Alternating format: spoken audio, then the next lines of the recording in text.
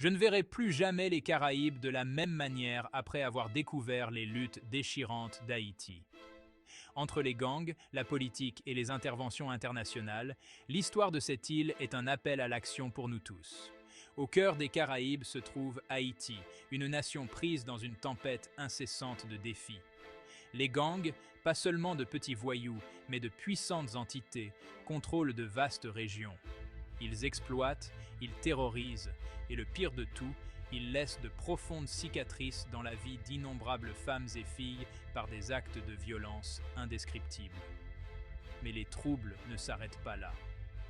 Suite à l'assassinat du président Jovenel Moïse en 2021, la scène politique haïtienne est en plein désarroi. Le nouveau conseil présidentiel, une lueur d'espoir pour beaucoup, est désormais chargé de naviguer dans ces eaux troubles. Pourtant, la question demeure. Ce conseil peut-il se montrer à la hauteur de la tâche monumentale de restaurer l'ordre et la dignité en Haïti? Au milieu de ce bouleversement politique, les États-Unis sont intervenus une fois de plus. Des troupes au sol censées stabiliser, mais l'histoire rend de nombreux Haïtiens méfiants. Est-ce de l'aide ou de l'intrusion? La ligne est souvent floue et le débat houleux.